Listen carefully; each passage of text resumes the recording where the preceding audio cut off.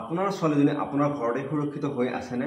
মানে মই আজি এটা নিউজ চালোঁ, সেই নিউজটোত পালোঁ যোনজন ল'ৰাই তাইক শিকাইছিলে সেই সিহঁতৰ মানে সতেজ ছোৱালীজনীৰ ঘৰ, আৰু সেই ছোৱালীজনী উঠাই লৈ গৈছে, লৈ গৈ এই মানে ঘৰত বেয়া কাম কৰা বুলি এটা নিউজ পালোঁ। আৰু তেনেকৈ বহুত মানে নিউজ পাই আছোঁ যে শিক্ষকে সৰু ছোৱালী ক্লাছ 4-3 ছোৱালীৰ লগত বহুত মানে বেয়া কাম কৰা নিউজ পাই আছোঁ। আৰু এটা নিউজ বহুত বেছিকৈ ভাইৰেল হৈছে, ডক্টৰ মৌমিতা দেৱনাথৰ যোনটো ভাইৰেল হৈ আছে ভিডিঅ'টোত একেবাৰে বহুত বেছিকৈ বেয়া লাগিছে। আৰু তেনেকুৱা নকৰক। আৰু সেই ৰেপিষ্টকেইটা মই এইটোৱে ক'ব বিচাৰোঁ যে আপোনাৰ ঘৰত মা নাই নেকি আৰু আপোনাৰ ভণ্টি বা বা নাই নেকি? প্ৰত্যেককে তেনেকৈ ভাবকচোন।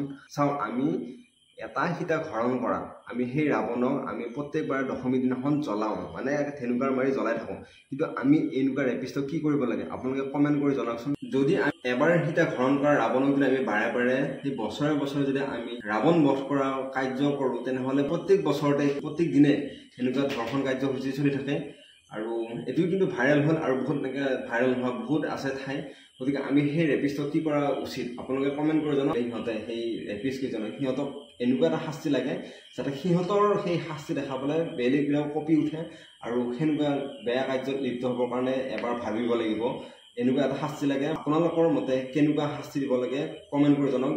এতিয়া ছোৱালীজনী ওলাই গ'লে এতিয়া ভয় খায় যে কিবা হ'ব নেকি, সেই বস্তুটো হ'ব নালাগে। সেনেকুৱা হ'ব লাগে যাতে আৰু মানুহৰ প্ৰতি ভয় নালাগে। আজিকালি ভূত পিশাচৰ ভয় নহয়, আজিকালি মানুহৰ ভয়। গতিকে গাৰ্জেনৰো যাতে ভয় নালাগক, আমাৰ ছোৱালীজনী ওলাই গৈছে সেইটো ভয় নাথাকক। আপোনালোকে কি ক'ব কমেণ্ট কৰি জনাওক। মই বহুত বেছি একো নকওঁ, মোৰ মানে বহুত বেছিকৈ বেয়া লাগি আছে, আৰু সেইখিনিয়ে।